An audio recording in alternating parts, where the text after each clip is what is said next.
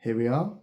So we did chapter 13 last time, which was Abraham and Lot separate. There isn't really much to unpack there. They'd come out of Egypt. They're both wealthy. They have a lot of cattle, and their herdsmen were falling out. That was coming between them, and they decided to separate at Abraham's suggestion, really. But at the end of that, Abraham moved his tent and came and dwelt by the oaks of Mamre, which are at Hebron, which is near the Mediterranean Sea. It's just there, not far from Egypt. But we'll move straight on to chapter 14. So Lot's captivity and rescue.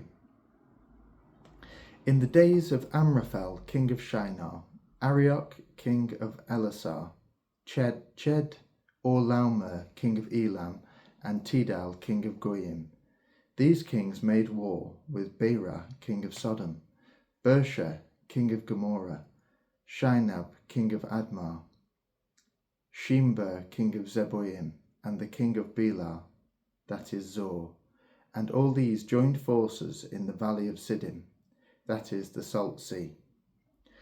12 years they had served Chedorlaomer, but in the 13th year they rebelled. In the 14th year, Chedorlaomer and the kings who were with him, and subdued the Rephaim, and Ashteroth Karnaim, and Zuzim in Ham, the Emim in Shaveh Kiriathaim, and the Horites in their Mount Seir, as far as El Paran, on the border of the wilderness. Then they turned back and came to En-Mishpat, that is Kadesh, and subdued all the country of the Amalekites, and also the Amorites who dwelt in the Hazazon Tamar. Then the king of Sodom, the king of Gomorrah, the king of Admah, the king of Zeboim, and the king of Bela, that is Zor, went out, and they joined battle in the valley of Siddim with Chedorlaomer, king of Elam, Tidal, king of Goyim, Amraphel, king of Shinar, and Arioch, king of Elasar. 4 kings against 5. Now the valley of Siddim was full of bitumen pits, and as the kings of Sodom and Gomorrah fled, some fell into them, and the rest fled to the mountain. So the enemy took all the goods of Sodom and Gomorrah, and all their provisions, and went their way. They also took Lot, the son of Abraham's brother, who dwelt in Sodom, and his goods, and they departed. Then one who had escaped came and told Abram, the Hebrew, who was living by the oaks of Mamre, the Amorite, brother of Eshcol and of Aner. These were allies of Abram. When Abram heard that his kinsman had been taken captive, he led forth his trained men born in his house, 318 of them, and went in pursuit as far as Dan. And he divided his forces against them by night, he and his servants, and routed them, and pursued them to Hobah, north of Damascus. Then he brought back all the goods, and also brought back his kinsman, Lot, with his goods, and the women and the people. There are a lot of kings in a small space there. So I suppose, a sign of the times that everyone had their groups.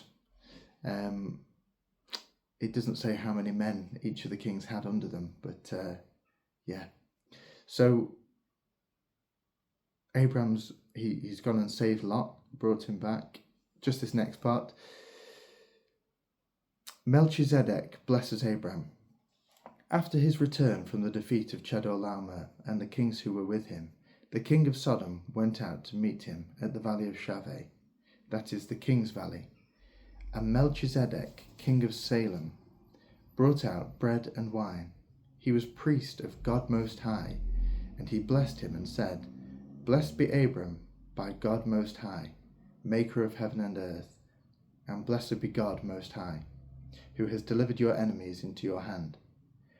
And Abram gave him 1/10 of everything. And the king of Sodom said to Abram, Give me the persons, but take the goods for yourself. But Abram said to the king of Sodom, I have sworn to the Lord God Most High, maker of heaven and earth, that I would not take a thread or a sandal thong, or anything that is yours, lest you should say, I have made Abram rich. I will take nothing but what the young men have eaten, and the share of the men who went with me. Let Aner, Eshcol, and Mamre take their share. Okay. So after all that, Abram's saved the day in a way, and he doesn't want anything for it. He just wants to be keep the men, and yeah. So I'll have a look through that, and then we'll do chapter 15 next time. Yeah. If you did, thanks for listening.